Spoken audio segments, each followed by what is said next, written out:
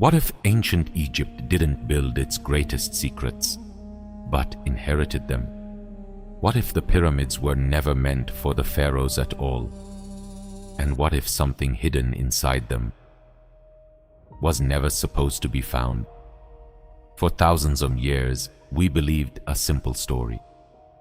Kings, tombs, monuments to death. But the deeper we dig, the more that story collapses. Because something is buried beneath the sand that doesn't belong in any history book. And once you see it, you will never look at Egypt the same way again. Egypt has always been two things at once: a place of answers and a place of impossible questions. The Nile gave life. The desert kept secrets. Civilizations rose, ruled, and were swallowed by time, leaving behind stone giants that somehow still stand. We were told these were tombs, massive graves, built for powerful kings, filled with gold for the afterlife. But here's the first problem no textbook wants to answer directly. Most pyramids are completely empty. No mummies, no treasure, no evidence of burial whatsoever. And yet, they were built with a precision that modern engineers still cannot fully explain. Millions of tons of stone, aligned with the stars, cut to tolerances measured in fractions of a millimeter. Why build something so perfect for something so empty, unless it was never a tomb at all? Inside the Great Pyramid, there are chambers that serve no logical purpose. Narrow shafts, sealed passages, hidden voids only recently discovered using cosmic ray imaging. Some lead nowhere. Some were clearly never meant to be entered. But one shaft, running from the king's chamber through the heart of the pyramid, points with perfect precision toward a single star. Not randomly, deliberately, aligned to Orion's belt, the constellation ancient Egyptians connected to Osiris, god of resurrection and the dead. Here is where it gets deeply strange. That alignment doesn't match the sky today. It doesn't even match the sky in 2500 BCE, when Egypt supposedly built it. It matches the sky as it appeared over 10,000 years ago. Long before pharaohs, long before dynasties, long before Egypt as a civilization existed. So the question isn't just who built this. The question is, how did they know? Because that level of astronomical precision requires knowledge that shouldn't have existed yet. Unless the knowledge didn't begin with Egypt, unless it came from somewhere else entirely. History tells us the pyramids were built around 2500 BCE, but the stone itself tells a different story. The Great Sphinx, crouching silently beside the pyramids, shows something that geologists have argued about for decades. Deep vertical erosion channels carved into its limestone body. Not wind erosion, not sand erosion, water erosion, heavy sustained rainfall over an extended period. But Egypt has been one of the driest places on Earth for thousands of years. The last time that region received the kind of rainfall needed to carve stone that deeply was somewhere between 7,000 and 12,000 years ago. That is not a fringe estimate. Geology's St. Robert Schoch of Boston University published that research. It was peer-reviewed. It was ignored. Because if the erosion is real, then the Sphinx, and possibly the entire Giza complex, was built before recorded civilization began. Before pharaohs, before hieroglyphs, before the Egypt we were taught in school. So either the timeline is wrong, or something was already here. Something older, something that left no name behind. There is a problem that Egyptologists have never fully resolved: the tools. The granite used throughout the Giza complex is one of the hardest stones on Earth, ranking 7 out of 10 on the Mohs scale. Ancient Egypt supposedly cut it with copper tools. Copper ranks 3. You cannot cut granite with copper. Not cleanly, not at scale, not with the tolerances we find in these stones. Engineer Chris Dunn spent years analyzing core samples drilled from granite at Giza. What he found disturbed him. The drilling marks indicate a feed rate, the speed the drill bit moves through stone, 500 times faster than modern diamond-tipped drill bits achieve today. The spiral grooves left behind are not consistent with any manual tool we know of. They suggest rotation, vibration, machinery, not chisels, not copper rods, something rotating, something powered. And yet no such machine appears anywhere in Egyptian records. No drawings, no descriptions, no ruins of workshops capable of this. Which leaves 2 possibilities. Either we are missing something enormous about ancient Egyptian technology, or they didn't build this pod, they found it. As technology advanced, so did what we found beneath Giza. Ground-penetrating radar surveys revealed something that was quietly documented, then quietly shelved. Massive underground cavities beneath the pyramid complex. Chambers, tunnels, structures layered beneath structures.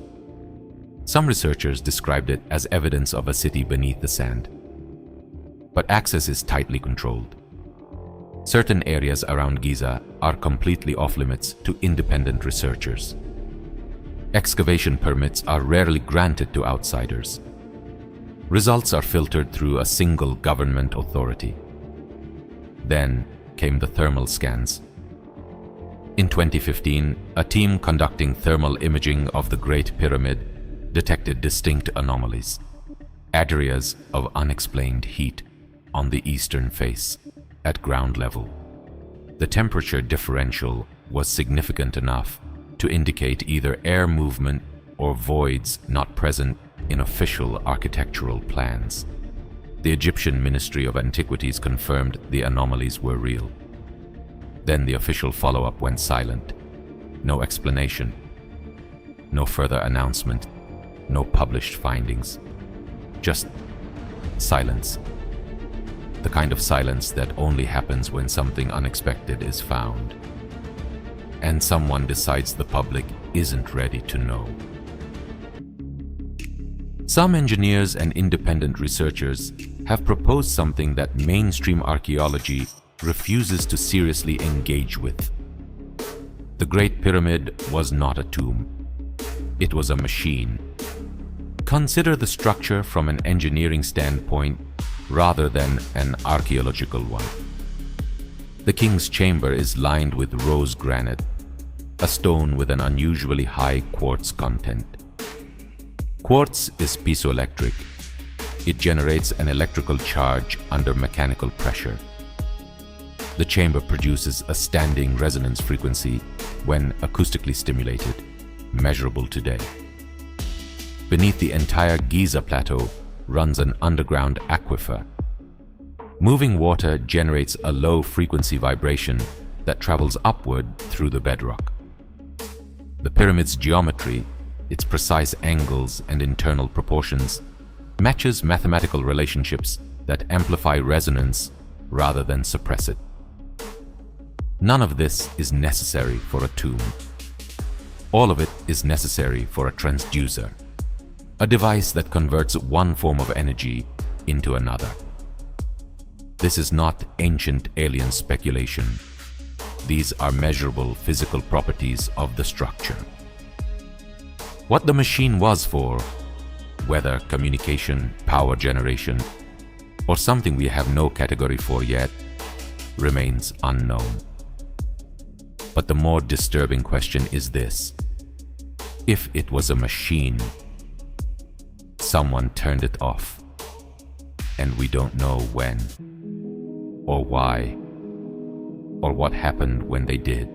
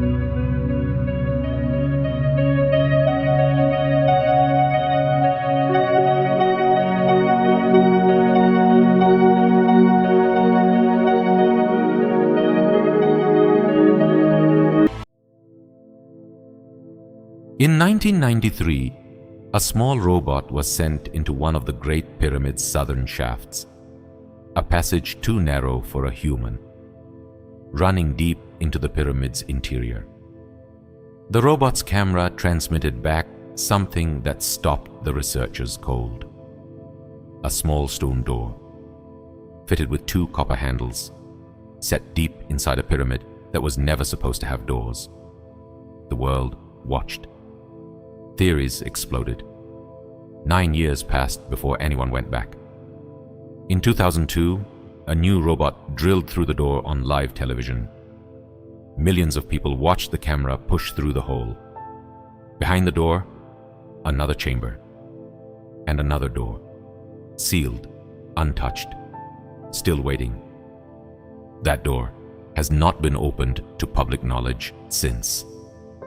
The official reports describe it as a dead end, an architectural feature, nothing of significance. But think carefully about what they're asking you to accept. That someone carved a passage too small for a human body through the heart of the most precisely built structure in human history.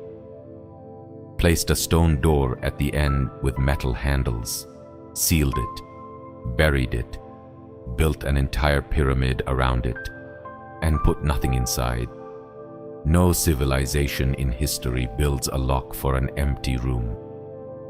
So either something was removed before we found it, or the reports of what's behind that final door are not the whole truth. We like to believe history is complete, that the story of humanity has been told, catalogued, and understood. But Egypt doesn't feel complete. It feels interrupted, like we are standing at the edge of an enormous shadow, and we can see the shape of it, but never the source. The pyramids still stand, silent, patient, unchanged, while centuries of scholars argue beneath them. They have watched empires rise. They have watched empires fall. They have watched us come with our cameras, our radar, our robots, and they have told us nothing. Maybe that is the design. Maybe whatever was encoded into their stone was meant for a civilization more advanced than the one currently standing at their feet. Maybe we are not the inheritors yet. Maybe we are still being tested. Because if the answer were meant for us, we would have found it by now.